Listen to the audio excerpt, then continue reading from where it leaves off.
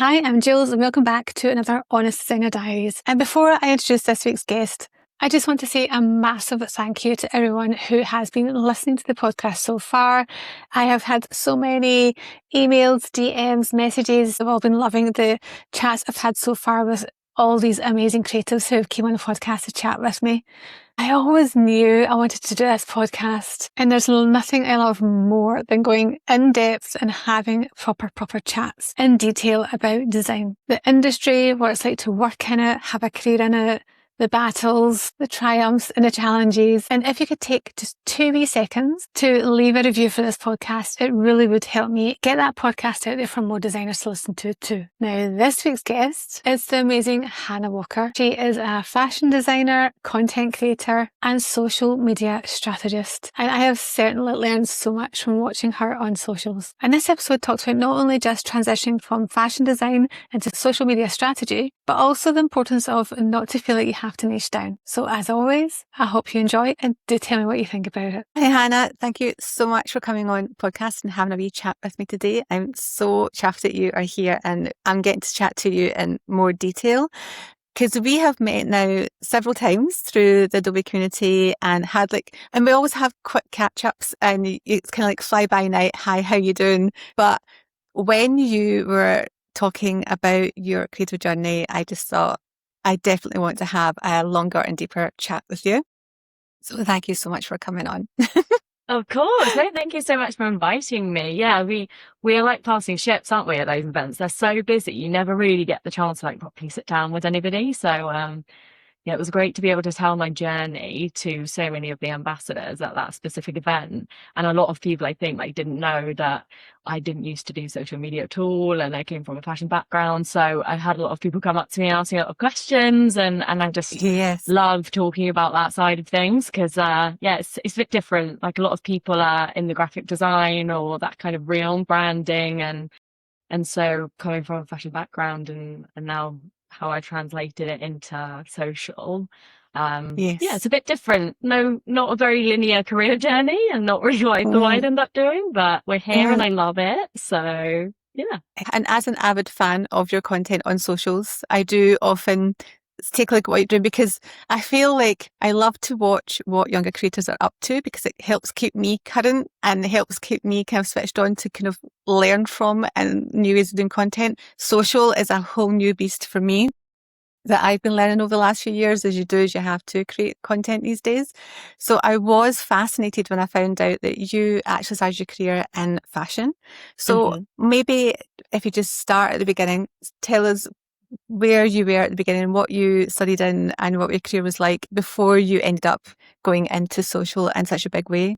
Yeah, so I studied fashion design at university in Birmingham. I actually was a musical theatre kid and I just loved performing when I was younger, and I kind of thought that that would be what I'd end up doing. But somewhere along the line, that just wasn't my passion anymore, and I really enjoyed costumes, like dressing up and all the costume element to it. So I thought like maybe I could be a costume designer, and that's how I got into fashion. So I actually joined university with the intention of being a costume designer. I joined the course that would lead me into that pathway. But luckily the course I joined at Birmingham, only in the first year, you do a blanket with everybody that chose fashion. You all do the same skills. You don't specialize until the second and third year. And during that first year, I had more time to explore the fashion industry and the different pathways. And I thought, actually, it's not costume. It's just fashion in general and women's wear design in particular.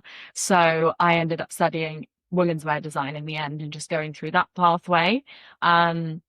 I was lucky enough to do a sandwich course, which I don't know if they still do them anymore, but your degree ends up being 4 years long and you get 1 year to go out in the industry and get real-time work experience. So then you graduate with a year's experience. And that was something that was really important to me because I just knew how hard the fashion industry was. It was like, if you don't have any experience, even after your degree, then you're going to really struggle to get a job. And also, we had to work for free back then a lot. I don't know what the laws are now, but like for interns back then, you weren't paid at all. I did an internship for a month in London in my sandwich year. I did a mini one in London, and then I went over to New York for the other one, which was insane. But the one in London, I remember that I got paid something like £6.10 a day. Yeah. Because it was Yeah. to help with my getting to and from. And at the time, I was really lucky to be able to stay with a family friend and pay really cheap rent. And it was costing me £16 a day because it was like I had to travel all the way through the zones from West to East Yeah. London. And I was like, that's not even covering me to get there. Your travel So and eat. exactly. Yeah. So I did this internship. Then I went over to New York to do my other internship, which was a part of like my university's relationship with this company. Obviously came back, finished my degree, and then moved to London to start my fashion career. And when I moved to London, it was like the next best city versus New York. New York is just the best city in the world, especially for young people. It's just incredible. It never sleeps. So much going on. The food is amazing. The fashion is amazing. The people are incredible. Everyone's got such stories to tell. So I just always craved New York, even though I lived in London. And I was like, how can I get back there? What can I do? And I went on holiday with my best friend, who I happened to have met the first time I went to New York. We both lived in the UK. We went back to New York, and I went into my old office and I said, like, can I come back? Like, what can we do? Can I get a visa? Goodness. And they said, yeah, let's do it. Let's see what we can do for you. So they started getting the ball rolling. It's such a process with all the visas, even back then. Even back then. Even more, yeah. And I think it took about 8 months from that initial conversation to, it might have even been a year, to actually get to the point where I got my visa and I could go back. So in that time I'd worked in London for 2 years by this point at 2 different small fashion suppliers doing women's wear. And I want to do some really great things, like travel to Europe for shopping, go to India to see how it was all developed. It's like the dream job on paper, but there's always like something missing. Yeah. So I moved back to New York with the old company that I was interning at, but as a designer level at this point. And then sort of worked my way up there for the next 3 years, but it was like when COVID hit and everything. So it was a pretty crazy time. But I learned so much. And I started a little side thing just because I didn't have a heaps of money to go for dinners, and I really loved food. Like I said, the New York food culture is insane. So I was like, let me start this like little Instagram page just for food, but because dinners are really expensive, I'll just go for brunch because it's cheaper. So I made a page called Brunch Hunt, which is still there. I have a few thousand followers on there, and it started to do really well. But I think that might have sort of been the start of my content journey in a weird way, because I loved it was all photo stuff back then. You didn't do reels and things like that. Carousels weren't a thing either. It's just one static image and that was it. But I loved doing it, and I'm just doing it as a hobby, sort of, and it did really well. So I got a few free meals, a few free things here and there. And then I vividly remember there was one season where we always did trend reports for the fashion industry. So you'd go to the shops, often travel, but obviously because it was COVID, we couldn't go to the different countries to do these trend reports. So we were just doing them in New York, but also like our customers that were in different cities couldn't come to New York either because nobody was going anywhere. So I put this trend report together, and I was like, I'm going to do it as like a TikTok video. I'm going to make my little team a TikTok page. I'm going to make TikTok videos just to show in real time, instead of just being images, videos of the stores, close-ups of the different fabrics, the different trending pieces, how they're styling it, and put it together as a TikTok video and send them the link. How easy is that? That's amazing. And it feels like they're shopping with you. And I think, again, I'm like, that was content, but I was doing it in a fashion way. So because of visa situations, I ended up moving back to the UK, just to go through the process of getting the next visa. But in that time, moving, and I wasn't getting any younger, and I was like, I can't move back and forth anymore. I don't have it in me. So I actually ended up not proceeding with the visa and just working remote for that company, for another year and a half then. And I loved it, but there's only so much you can learn being in like that team environment, but working by yourself in another country. I got to a point where I just felt like I wasn't able to then progress anymore just because I was by myself all the time. And I think it's quite important in fashion to be on deck. physically. Yep. So I do think probably for their side as well, they were trying to maybe think about getting somebody that was New York based again, because I was obviously over in London. So I naturally just I said that this is my time, and I want to go traveling. I want to go and see the world a little bit. I'd never like took a gap year or anything like that. I've been on a lot of trips, but never to like Southeast Asia or anywhere. So I did the classic, went to Thailand to find myself. And it was amazing. I only went for 6 weeks, but I went completely on my own. Part of it was like a guided tour, and I loved that because I met some really cool people who I'm still friends with now. But I kind of thought that some of those people would be going on to travel for another few weeks too, and everybody was going home after. So I was like, oh God, I really am going to be by myself for the next few weeks. But it gave me the chance again to create content. So I Right. on my personal TikTok was making a video of what I was doing every single day. And they're so bad. They're so awful. I remember being so cringe to like do the voiceovers. It was my first time doing voiceovers. And yeah, I looking back now, I won't delete them ever because I want to remember what I did every day on that Yes. trip. I wouldn't remember otherwise, but they are awful. They're really tragic. But isn't it funny how I literally did the same as you? I seen a post, and it was Elise Swoops who actually put it on Threads, and it was something about you 5 years ago would be so proud of you now. And I was like, oh my God. And it actually made me then, and I'm going to do a carousel post on it because it made me do a deep dive and go 5 years back on my Instagram and in my photos to see where I was. And I was still working full time in my corporate job. I was like building my business at night time and weekends. I was working from my kitchen table, and I found some of my earliest videos, and they were so cringe. They were actually awful. But they served a purpose. They did the job because you wouldn't have got to where you are now. And I think content creation wasn't even funny, a name. isn't it? Looking back, content creation wasn't even a thing. Like when I did my degree, and when I went over to New York for the first time, TikTok wasn't a thing because it was like blew up massively in COVID, didn't it? Yes, so I was already in America at that point. So I always think I wonder what it would have been like if TikTok was a thing when I was at university, because maybe I would have documented it on there, and maybe I'd still be just doing fashion stuff. I don't know. Do you not think as well, though, COVID is such a pivotal moment? Every single person who spoke on that stage at the summit literally was pre-COVID or did this, or up until COVID. Then things changed, or your career had to change, or you suddenly had more time to like think, what do I want to do with the rest of my life? And I think people's careers, even my career changed. COVID had a big impact and what direction it took. That's how Design in Your Pocket emerged. Up until then, I was purely doing brand design for small businesses, local clients. I wasn't really doing a lot of content creation. It was still mostly pictures of my portfolio work that I was putting on in an occasional video. Design in a Pocket went on to TikTok, and people needed to learn design very quickly. So I was giving design tips in Canva, and that account just blew up. And TikTok blew up to like 30,000 followers within like 3 months. Yeah. And my Instagram stayed under 1,000 followers for the next 3 years. It's a tough cookie. It's a really tough one to crack, Instagram. I had the same. I gained 10,000 followers from one post on day 3 of starting my TikTok journey. And it's taken me 3 and a bit years to get to 10K on Instagram.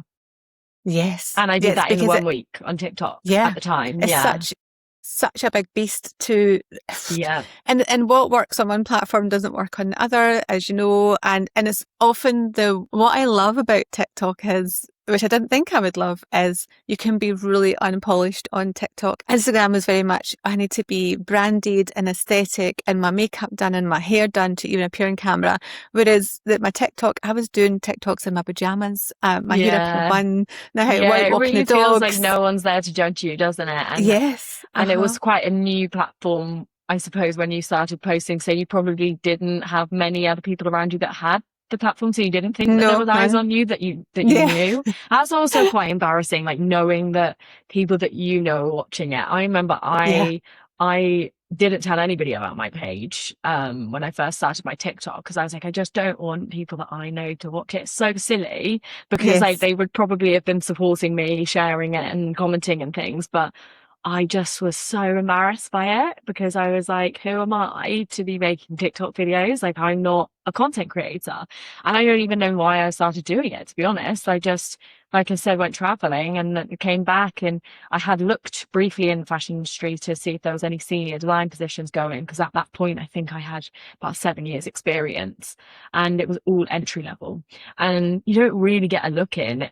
Why would you apply for an entry level job if you've got more experience? Like, they kind of know that you might be looking for the next best thing even when you go. So it's harder to land one of those positions. So I thought, well, now is a better time than ever to try and see what freelancing is like. And in America, freelancing is huge. Like, loads of people are self-employed. We used to get freelancers in to do like print design or fashion stuff with us all the time on my team. So I thought it'd be quite, not easy, but I thought I'd be able to land some fashion freelance gigs where maybe I would be going into different offices, and maybe some of them are virtual, maybe some of them are small businesses, startups, like that kind of thing. I soon realised that's not really the done thing in the UK. That in the fashion industry, people are doing their own thing, or they have a team and they're all in house. Freelancing is quite scarce, like in terms of fashion design, but graphic design is booming. That is huge. Everybody needs help with, can you make a flyer? Can you do a website? We need a logo. And most people don't have the skills just off the back of it without studying it. So fashion design and graphic design have a lot of crossovers because of the softwares that we use, Photoshop, Illustrator. And I was like, okay, so maybe I can start doing some graphic-y things. So I also loved layouts. I always used to do the layouts for our fashion presentations. And it was just something that I really enjoyed doing. So I knew that I had some sort of skill in that area too. That was where I started making content, and little tips and tricks of, there's about 1,000 ways to do anything on Illustrator. There always has, there always will be. And it's like, how do you do it versus how I do it? I might be teaching you something you didn't even know was possible. And at university, we never really got taught how to use Illustrator. We had one semester of an hour a week, I think, and that was it. It was like, go and make your whole collection. So it was very much a self-taught journey, and just seeing how other people do it, and then from working in the fashion industry, over people's shoulders, the shortcuts. Oh, what was that you were just doing? Oh, we're just like Control C, Control V. Well, I'm doing like that's right stuff. Absolutely. Just easy things that you don't necessarily feel like they're not taught. You just get to know.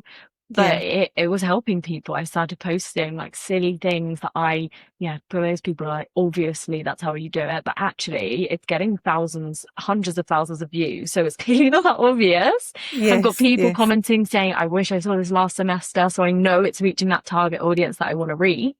Students, because I wish I had that when I was a student. And like I said, on day 3, it just blew up. And at that point, I wasn't posting on Instagram because I felt like I was hiding away on TikTok. But it gave me the confidence to be like, you know what, maybe I will start posting this stuff on Instagram too. And I had a fashion page from university, and I just sort of rebranded it into, I think I had maybe 500 followers at the time. So it wasn't starting from like 0. And I rebranded it into HTW Creative, which I was like, oh, that will do for now. 4 years later, I've still got the same name. And from there, I just, I set myself a challenge. Every single day I would post a TikTok video, and they were short. They were like 20, 30 seconds. I used to go into my car to do the voiceover because I was too embarrassed for my housemate to hear me. Like, she wouldn't have cared at all. She would never have said anything, but I couldn't do it. Fear. And now, now I'll happily record my content when people are home, and it's fine. I still feel a bit weird about it sometimes, and I have to like loosen myself up into it. I do a little like speak to myself in the camera about absolutely nothing before I start filming, so that I've got it all out. But it's quite funny because I'm still the same. I was doing, one of my best places for me to film is down my kitchen, because I've got a south facing garden and I have lovely natural light, and we all know you need to get the best lighting. And my husband came home unexpectedly, and I was like, oh crap. He went, are you filming? I was like, yes. I went, can you please go upstairs to the bedroom out the way so you don't hear me? And I've been doing videos for years now, and he often hears me. But it's just funny, isn't it? I couldn't have him around me, and he went, can I make a cup of tea and then go? I was like, oh, that's fine, but just beat it, go away. No, it's like since the work from home era, and lots more people are working from home, and then they're taking their work calls at home. And sometimes even when I have calls, I don't want people to hear me on call. Yeah. It's so funny, but Yes. recording and filming head talking videos in particular, Yes. because I find I have to redo it 100 times. I'll say everything at least 3 to 4 times just so that I've Yeah. got a good, especially in the hook and the outro, just so I know I've got good footage to work with. Because I you know, my hair might have been all funny and wild, or like, you never know when someone's going to beat the horn outside and the mic might pick it up, and all these things that you can't control. So I do a few takes, but I'm right there sat listening to me saying, "Hi, welcome to my channel," and then 5 times, and it's so embarrassing. But the So thing is, embarrassing. they're also the same people who love to watch it. I suppose it's like we don't like listening back to our own voices. And sometimes people who are newer to doing content creation going, I can't go over the sound of my own voice. And I think we are now hundreds of videos down. I am now so used to hearing my own voice. It doesn't even register it's my voice anymore. But that, because you're constantly having to, Yeah. like, as you say, out of those 4 or 5 takes, you listen to each sentence and going, where do I sound more natural? Where have I got a nice bit of uplift? Where? So you start looking at it technically rather than that's my voice I'm listening to. Yeah. But at the start, there is still, like, I still in real life don't want anyone to know that I do these videos. And if somebody says to me in real life, oh my God, see that video you did the other day? I was watching it, I'm going, oh my God, did you actually watch that? Oh, I find that I actually Or cringe if inside. they start playing it in front of you. Yeah, like if they're scrolling, no. if they happen to open their phone and it goes onto one of my videos and I can hear my voice through their phone, I want to dissolve. I just don't know why. It's, Yeah, I mean, mortifyingly for my son, he's left school now, but when he was at school, he came home and he's like, that, Mum, why is it that you were showing up on my friends' F5P pages on TikTok? They keep coming up to him going, is this your mum? And I'm like, I'm so sorry.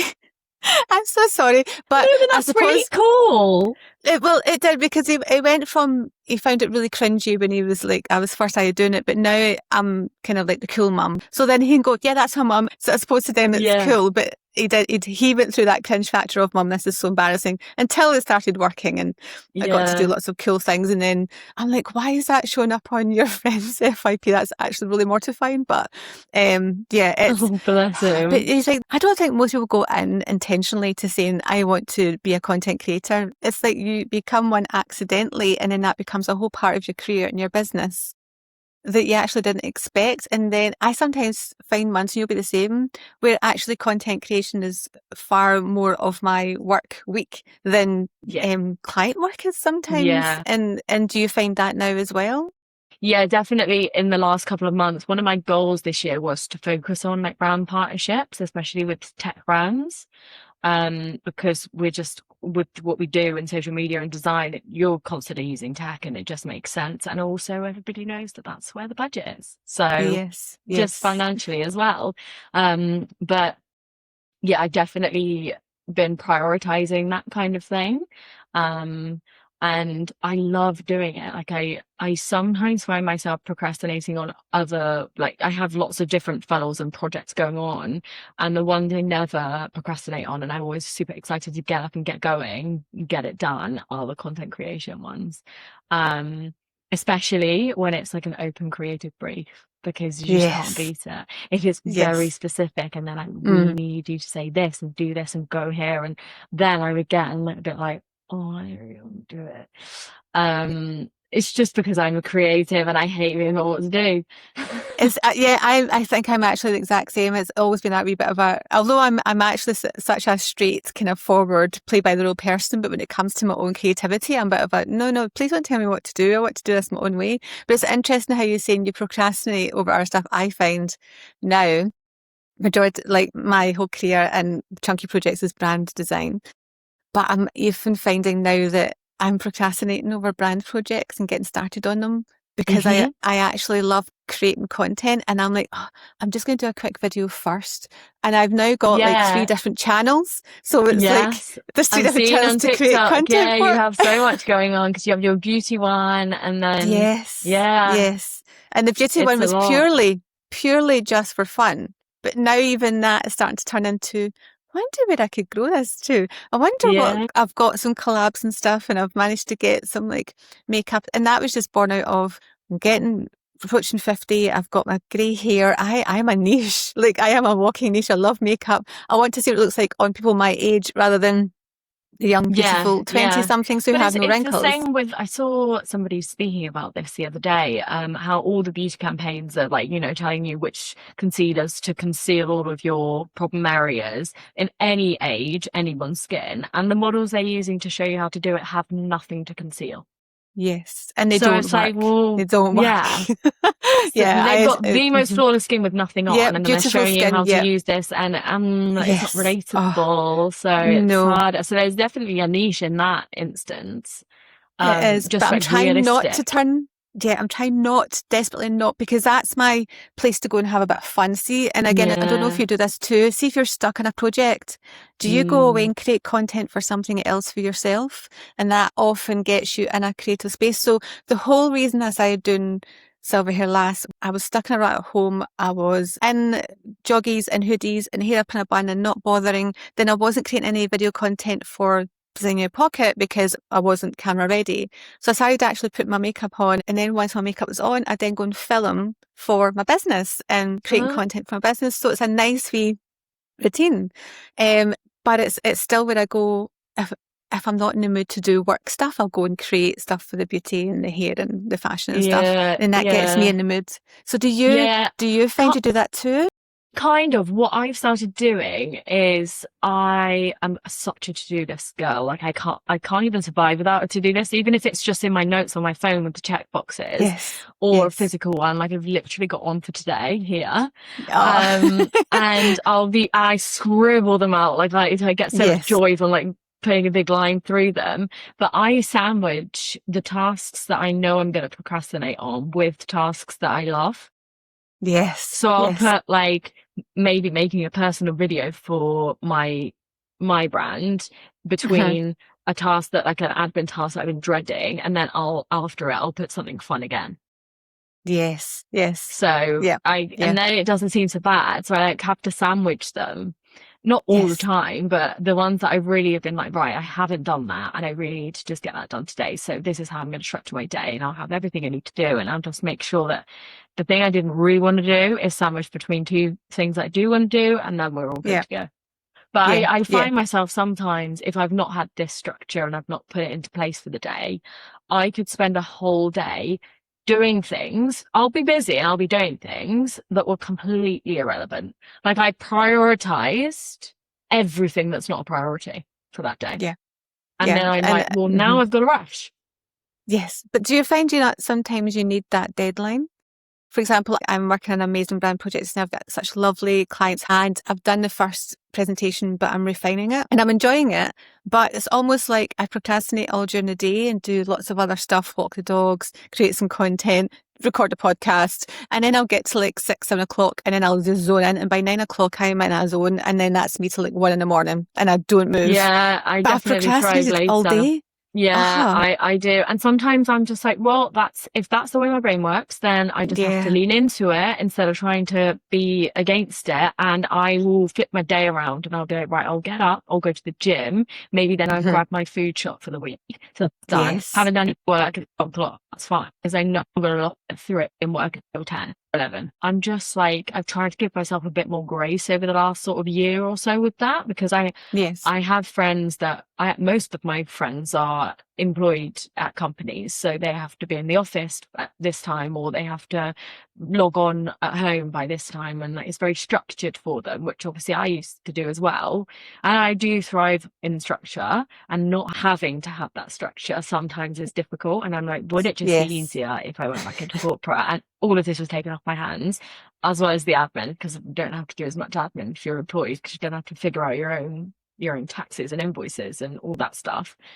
But yeah, sometimes I'm just like, I did work until midnight last night, so actually I don't need to start at 9 o'clock tomorrow. And getting up and trying and then failing, and then you beat yourself up. It's just easier and kinder to yourself to listen to how you want to work. I always get the job done. Always. I will never miss a deadline. And so it's like we just have to trust in ourselves sometimes that is the case. And maybe we work better in a different way, being creatives. I think I beat myself up for a long time thinking I must realign and get up early. And like some of my friends are like in the gym by 7 and No, now I work at would the give desk by everything to be 9. an early bird. I'd I love would to be love to like, be as yeah, I'm a well. 5 a.m. Yeah. my 5 to 9 before my 9 to 5. I'd imagine like finishing work at 5 every day Yeah. and It just would be being amazing. done. Yeah. Yeah. But it's But I never just, that for me because I always no. start a little bit later or get Yeah. ideas later and I'll just continue. I am the exact same. And even sometimes, like last week, for some reason, I was waking up early, but I just didn't want to get up out of bed. So I've got the dog snuggled beside me. The minute I get up out of bed, so I get and brush my teeth, the dog's like, oh, right, we're going to walk. However, if I stay in bed, they'll happily snooze with me. And I'm like, oh, I don't really want to get up. But I actually just got my laptop and actually between like 8 and 12, I got 4 hours of solid work. And then I got up and showered and dressed, took the dogs out, nice big long walk and potted about and didn't actually then go back to my desk till about 7 that night. And then I done some more work. But I actually really enjoyed that because I know I can only do so much focused work at a time and then I need to kind of step away. And especially when it's creative and you need to form ideas and the best ideas always hit me in a dog walk, always. Yeah. But the fact that I could do that then, but then not have to do like the 12 till 5 and keep pushing on through because I know if I'd stayed at my desk I would have achieved nothing from 12 till 5. Yeah. So the fact that I kind of completely stepped away and did other things and popped out and seen my mum and dad and stuff instead they live around the corner. Like hustle culture that we've got drilled into our head since COVID and everyone's gone self-employed or started side hustles. It's like if you're employed by a company, everyone's like, why are you doing that? Why are you not working for yourself? And then if you are, then why don't you have a side hustle? And if you're working for yourself, why don't you have multiple income streams? Why aren't you doing all these? You can't win. No, you can't. And I think it's quite dangerous in that, like we've glamorized like just working 24/7, because it's very harmful. The stress levels are not good for your health.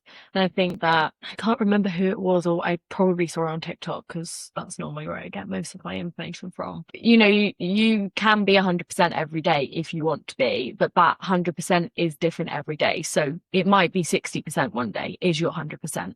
It might be that you can give a 90% one day because you've got a lot more energy, and it might be 20% because you're feeling like you're tired, you haven't slept because there was a massive heat wave, you know. But that's still 100% for you on that day. So be like kinder to yourself generally is just like the rule across it, I would say, for anybody that works. Yeah, and even like when there's life stuff, my auntie is she fell and broke her arm. She's 75, but she's on her own. My dad's her brother, but there's lots of cousins. We're big, but between us all, she was in hospital for 3 weeks. We had to make sure somebody was there morning, afternoon, and night to visit her. We had a group WhatsApp to kind of coordinate. But see, because I work for myself, I'm like that. Well, I can be really flexible. I can do during the days because I know my cousin is tied up during the day. She can do evenings and mum and dad can be a bit as well. But I love the fact that I then had that freedom to be able to work around that and as well. I've seen the direct benefits of that too. Especially my granddad's getting very old now, and I like to try and spend as much time as I can. And my parents live really close to him, so like they see him a lot. But if they go on trips because they're retired now, so they have the time to go on lots of trips. I'm very aware that he's kind of by himself a bit more for like that. It might be 2 weeks, it might be a week, it might be 3 weeks, whatever trip they've gone on. And I've gone home and worked from my parents' house to be closer so I can go and see him. And I wouldn't be able to, well, maybe if I had a really flexible full-time job with an employer, but because I can dictate like where I work from, I was like, right, well, I'll just work from there this week. And I wouldn't have been able to do that with my old job for sure. So easier, and I know that I'm super privileged to have that option, but it comes with its negatives and positives, doesn't it? Like, being self-employed is not easy. It's and even this, like you were saying, in the early days, you were surrounded by other fashion designers and you learned so much from them, and even you're learning graphic design. I do miss and I think it's probably part of the driver of why I want to do this podcast now, to speak to other creators, because I do miss the back and forth, the banter and the creative spark. And I actually had last night I was really stuck on a design. I was drawing leaves, and the leaves I just couldn't get right. It's part of this element, and I'd literally sat from about 2:30 yesterday, and then this was about 10:30 at night, and it still wasn't right. And then my husband walked in. He's the only person I've had to talk to and my daughter about things that I think they're getting quite good eyes. And he's just going, that feels too heavy compared to the other part of the drawing. It's an illustrative logo. And I'm going, I know I'm not happy with it. But then he's like that, but what about those leaves over there? And like tucked up in the top left of my screen, I had some other leaves. He went, that's nice. Bring that over. And what about turning it around this way? And within 5 minutes, he'd helped me come on like leaps and bounds. Whereas Yeah, I think sometimes you just need another eye. you need another eye. I'd spent too long looking at it. I'd got blind, and I used to have other designers in my team that I could just say, going to come round and look at my screen. Yeah. Oh, there's pet number 1 made an appearance. Uh-huh. Can I come look at my screen and just tell me where I've went wrong, or tell me what I'm missing? I know there's something missing, but I don't know what that thing is. And the other designer would always go, oh my God, move this here, or change that colour, or drop that, you don't need that, or add that in. And I think when you work from home and you're on your own, I do struggle with that, because I look at it too long, and sometimes I do end up just sending screenshots and sending it to another friend I've got as a designer. I'm just going, do a quick look at that. Is that there yet, or does it still need more work? Yeah. You know? Yes, and it can be the same with content as well. Like once you've edited a video and you've looked at it for however many hours, you're sick of it, and there might be things that you could easily tweak to make it even better, or like something that wasn't necessary that could be edited out. And because of the freelance community that I've now been a part of for a few years, I've got lots of people like yourself that do make content but also do other things, and I'll just ping it over to one of them and say like, hey, like, can you let me know any feedback on this, or can you let me know what you think of this video before I post it? And often they come back with like something that will really help, or like it's just nice to get someone's second opinion, isn't it? And sometimes they'll just say, there's nothing wrong with it, post it. And you're like, oh right, okay, and then you go and post it. But a little bit of validation, because like we have to self-validate all day, every day. We're self-validating, and that's one thing that I did definitely struggle with in the beginning. I love sort of excelling in the workplace and like going above and beyond and doing all like extra things just because I wanted to get promoted. I was climbing the corporate ladder. And when you're self-employed, you can start doing bigger things, and you can call yourself bigger name, or if you're self-employed for a company. But the only thing that you're getting is like your client feedback, which is at the end of a project maybe, or I work with clients ongoing. So it's not like I do one project because I do socials. It's not like I do one thing and then I'm done. Sometimes it is, but generally they're ongoing, so you're not always getting that positive affirmation from like a boss, because you're more like a teammate with them, and everything's working out and they're growing and they're getting what we are supposed to be doing. But it's just different when there's someone that you got to, because it's your boss, you're like, oh, maybe I'll be in that position, and then you knew that positive reinforcement every now and then, especially like the annual reviews and things, and then you get a pay rise or a promotion. None of that happens when you're freelance. Like you do obviously start to get paid more if you're booking more gigs, if you start doing more services, if you start putting your prices up, but you have to like promote yourself, and I think that's a really weird kind of territory. It is really hard, and I was always somebody who needed to hear that validation, get that feedback that my work was good, and that the creative worked and the design was a success. And I got that in the studios, and I didn't get it so much in corporate. It depends what manager I had. I had one manager that was excellent at that, and I had one manager that actually turned and said to me, well, it doesn't occur to me to give it. And I'm like, okay. But I do need feedback. Because otherwise I catastrophize in my head that I'm awful and rubbish at this job, unless you tell me I'm doing a good job. And they're like, oh, I just didn't think, why would you need to hear that? And I'm going, oh my God. Like, so it's funny how when and I suppose in a way that double-edged sword is, because what we do is goes out in social, the content doesn't always do well. And it's often nothing to do with the quality of the content. It's to do with the algorithm. It's to do with whatever day you posted, or something, a huge world event happened, or it just didn't get seen. But it's so hard. And I don't know, are you better than me? I am awful at this. the vanity metrics part is Yes, hard. So the way people are behaving online is very different now to like when it we first is. started Yes, posting anyway. But yeah, it's hard to be like, oh, I don't care about vanity metrics, because at the end of the day, it's really lovely when you get like 1,000 likes on something. That feels great. But I think that feature where you can hide the amount of likes and things and hmm, views and stuff, I think that's really healthy for somebody that does like take it on board too much. I don't have that turned off. I have it on. I just try not to like put myself in that position where I'm like judging myself against it.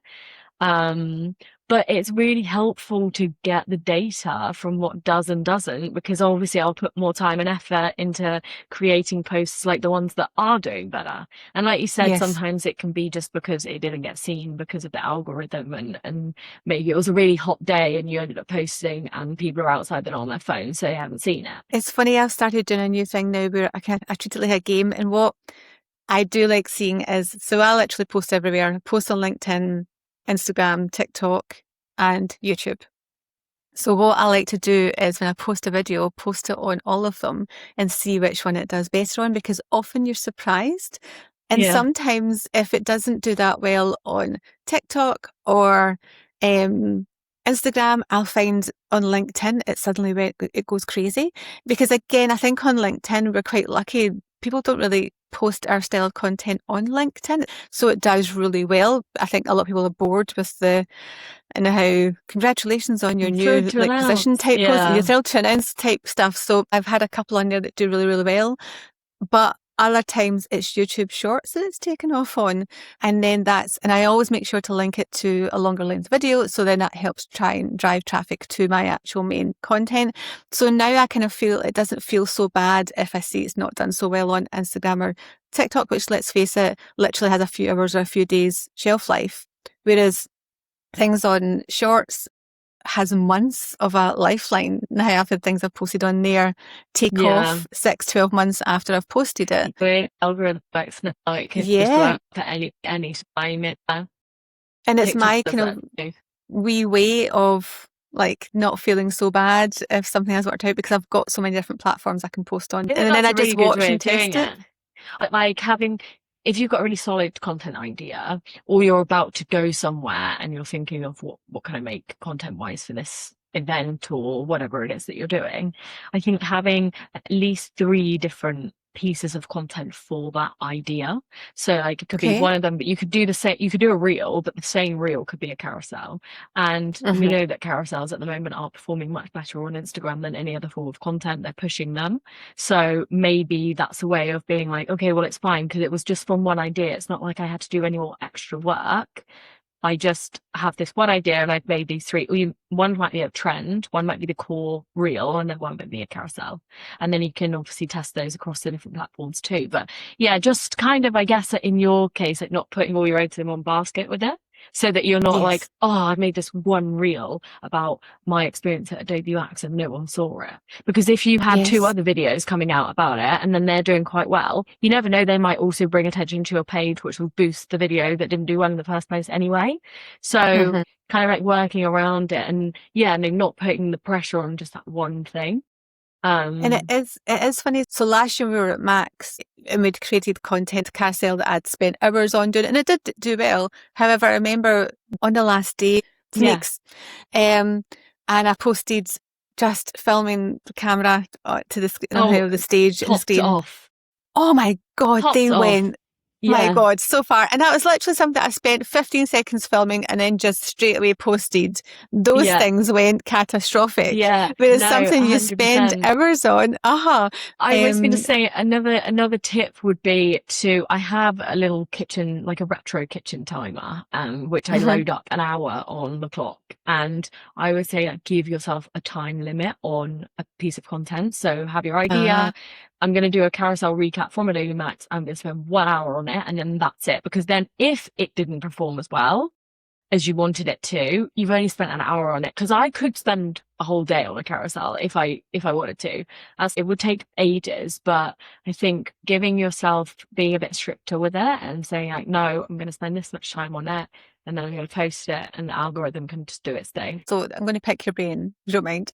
I always have such good intentions if I'm going away on a brand trip, or if I'm going somewhere that I know create really amazing content. But then I find when I'm there and in the moment, I either, my brain goes empty and I forget and all my ideas that I had, or I get caught up, I might be jet lagged, or my energy is draining, or I get caught up in talking to people. How do you still enjoy the event, enjoy seeing the people, but I get enough content to then create content afterwards, which you know is a huge part of our work and what we do, so we need good content. Yeah. Once I come back from these trips, I then start seeing everyone else's reels, and their ideas are so brilliant. Yours are so brilliant. I look at yours and it's like, oh my God, that's so clever. How did you think of that content in the first place? So what I was, the first year I went to Max, I vlogged every day, but I didn't do it like I did a voiceover vlog. So just took loads of B-roll every day. And then in that evening, that day, I did the voiceover, posted it the next morning. So it was a very fast turnaround. And throughout the day, I was popping the clips together. So by the end of the day, I just had to finish it off and do the voiceover. But I remember coming back being like, that was exhausting. That was a lot. And I also didn't do any reactive stuff. I didn't do anything fine because I was really conscious that I needed to do my vlog.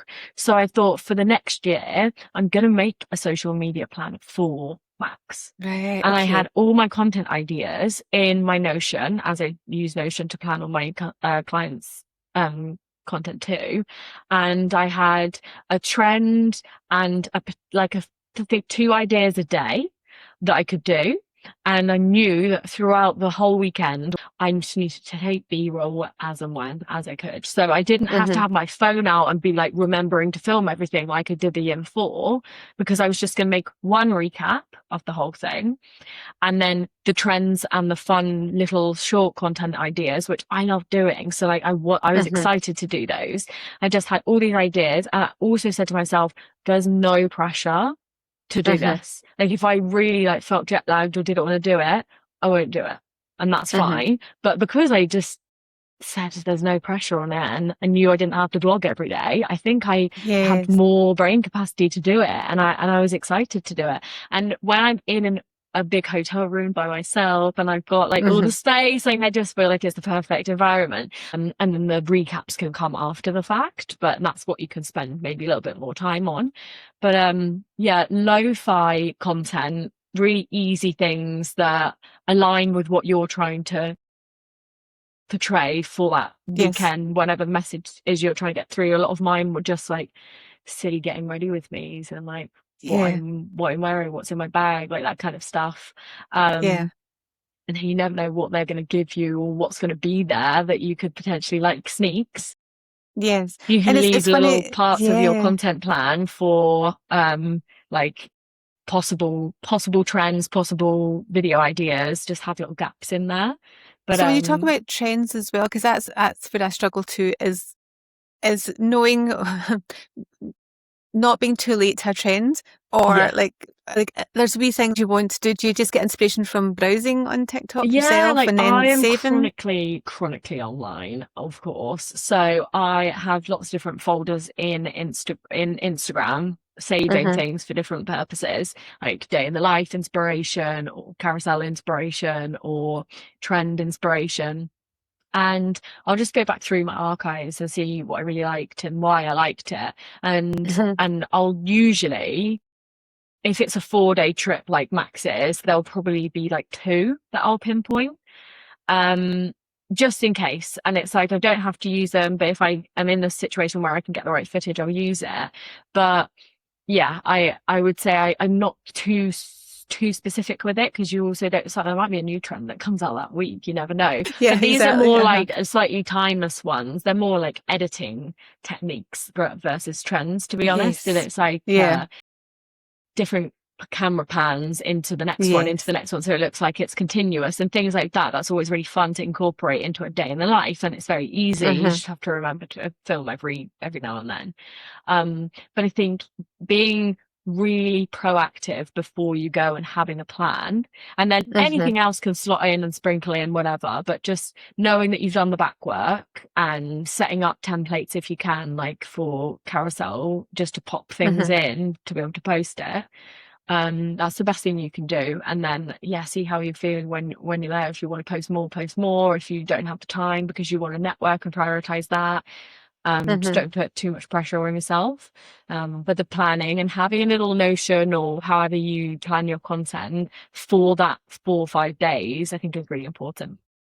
Yeah, because what I've now realised is so often throughout the rest of the year, see when I've had lots and lots of wee bits of B-roll and footage, I have reused that stuff so much in other content throughout the year, like whether it's been quick recaps or like how your year's been, or your like how your last month's been, or even just in carousels as background images. You don't realise how much you then, and I suppose because the majority of the time we are sitting in our house, in our bedrooms, in our offices, so when working. we had an opportunity to be in a different environment and like nice hotel or something with a nice background and potentially people there to help you film it, jump on that, jump on it. And you're always dressed up and you're ready because you're going to the event. So it's the perfect opportunity. I do try and film B-roll whenever I'm ready to film for anything, to be honest. So if I've got a brand campaign coming up, afterwards, if I'm done filming, or before, like I said, to like loosen myself up, I might just film some B-roll. So I've got extra clips to use for my monthly or yearly or a trend, because then you can use it and put a quote in front of it, and any filler content that you might be lacking because you've been too busy with client work one week and you're like, I really ought to post just to keep my community going. You can use it. And get some creative pals to take photos of you, because that's something I'm really bad at. And I have been standing there, like Nadine and I the last day we were down in London, we're like that, oh my god, we should actually take pictures of each other, shouldn't we? Yeah, we should. You're so bad at this. Or I'm still really quite uncomfortable at filming where other people can see me. And some people do amazing poses and I'm like, that's such a good shot, but I know I'm not brave enough to do that. Recently, where I was shooting it all myself, I film most of my campaigns myself, and I realized like I actually haven't had to go out into the world with my tripod that often, and I just pop it up and film myself. I have done it in my office and like occasionally here and there, but this was at the Barbican. So it was like in front of a lot of people. I also, for some reason, thought that lunchtime was a good time to go. That was such a stupid mistake because everybody goes there for their lunch break. And I was like, I genuinely was like, I don't know if I can do this, because I have to set up my tripod and then set up my workstation and like pretend I'm working, and I don't know if I can do that in front of all these people. I psyched myself up enough to be able to do it in the end, and I was like, look, this is my job. Like everybody else here is on their lunch break and they're about to go back to their jobs. No one cares. No one's going to remember that I've done that. No one's going to go home and be like, oh my god, there was this girl at the bar. I had to remind myself what I tell other people about creating content. I was like, oh gosh, this is and the same, I had to do some stuff a bit at the Tate as well, and then I was at a local coffee shop, and I always ask permission, is it okay if I film, because that would be so embarrassing if they're like, actually can't film here, like mid-video. But I could see everybody like looking at me like, what is she doing? And I was like, I don't know why, I just I think I would cringe it. I'm not quite brave enough, but I suppose when we're at events like this, everyone's literally creating content, so they don't even bat an eyelid. And I should get more comfortable, but I have to say, well done you, because I would have fled and run if I saw that many people there. We have that drive to create content because we know it will get us brand collabs and things. And I think one more thing I just want to ask you is, what advice would you give? You're saying you're getting more brand collaborations, especially with tech partners. How are you going about getting those? Are you pitching to them? Are you seeing who comes to you? Well, the aim is to pitch, but I've been so busy that I actually haven't had the chance to yet. But I put myself in a position where in August I'm going to make like almost like a little like social media plan, but for pitching for myself, where I'll set aside a certain amount of time a week, and like I'll make some templates and things so that pitching becomes like less daunting, because it will be just more like an an every week thing for me. But up until now, I've been really lucky that it has been all inbound leads. Because I put myself out there on TikTok and Instagram very regularly. People are finding me in different capacities for different campaigns, and it's been great. But I think having no niche has worked for me in that sense. I know a lot of people talk about niching down, and I do believe that there's really a space for people that niche down, but also it's not such a problem anymore if you don't. Because I love creative things, crafty things, like the whole junk journaling space now that's blown up because everyone's trying to get back to analog and being creative and crafty again. I'm absolutely obsessed with, like, I've gone and bought all the stuff to do it so that I can make videos on it, but obviously haven't started doing it at all. I've just got all the stuff and it's just sitting there. You need stuff. Finding the time. But I love doing my crafty things, and I do try and drip feed that into my content, but it always underperforms because it's not my normal kind of content. So I'm a bit skeptical, and I'm like, okay, but on YouTube I know it does well, so that's fine. Maybe I'll get a YouTube deal out of it. Fine. And then I always try and have some sort of series going on. I've just started a new one, which is an editing series sponsored by Adobe Express. Amazing. So it's showing how to do little things that you might have seen and saved and then never created, but how to an actual how to do it instead of just using it as inspo. So that's running on there. So it's showcasing my ability to take an idea and show people how to make it into a reality, and that's quite hard to do in content. And I always notice whenever I do tutorial series, I do get a lot of interest. Can we work with you on this technology? Can we work with you on this app? And a lot of them are AI, so I just say no straight away because I don't want to be just promoting any AI app. There's so many people creating AI apps now. But having my content be completely vast and just pretty much posting what I want, but also having some sort of strategy to it, is what's led to the inbounds. I've pitched a couple of things, but in terms of gifted collaborations. So I knew I was going to do a home office revamp and I wanted a chair, and chairs are so expensive. They are, They're like £600-700, the ergonomic ones. So I pitched to the brand by using AI and putting it into my space. So I did a before and after, used my Pinterest visual that I wanted my space to look like, showed them all the things I was going to buy to make my space look like that, and then I said, this is what your chair will look like. And I AI'd it. And the AI versus what it actually looks like now, you can't tell the difference. It's insane. I saw that. Yeah, I saw that. And I thought that looks amazing. I'm really impressed with this. But showing, when I do start pitching, I'm going to do that a lot. Showing the end result of what that collaboration might look like. In terms of video, no, I'm not going to be generating videos to show them, but it will just be like the visual aspect. Like this is like the storyboard kind of story arc of my content idea versus I also sent a list of content ideas too, so they knew exactly like what I was going to be doing. And I think just showing art, making sure you're showing in your content things that you would potentially want to work with. So if you are really keen to do like beauty campaigns and beauty partnerships, maybe in the part of your day in the life, if you've done a day in the life, you just pinpoint one product that you've been loving, like as you're getting ready, as you're talking, you can then send it to whatever company. Have you ever heard of the makeup brand Vive by Jamie Genevieve? No, I don't think I have. Oh my God, you have to check out this makeup. So it's Scottish, Glasgow founder and creator. You need to follow her anyway because her social is amazing. She is one of the loveliest humans, exactly the same in person that when you meet her. She founded her brand in 2020 and now has a physical store in Glasgow, but she's in Space NK, she's in Sephora, so you can get her stuff online. What did you say it's called? It's called Vive. I've got so much of her stuff. So that's her bronzing balm. And she's especially good if I'm a fair toned girly and struggle to get bronzers and things that are for fair skin. But I love her makeup. But I went to her last masterclass and I have posted, and they're very active. Like I've noticed a lot of beauty brands are very active. If you tag them, they will reply to you and comment on your videos.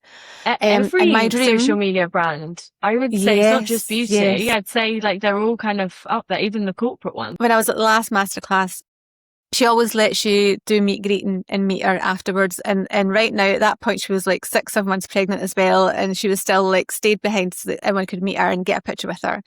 And she remembered meeting me from like 6 months before because of my hair. And she said, how you doing? And I says, look, I'm just going to say it. I would love at some point either to be on your PR list or to work with you, just something. And she's like, and are you tagging us? Do my team know? Like, and I says, your team are great. They reply to videos and stuff. She went, keep doing that. Absolutely keep tagging us. I was like, perfect.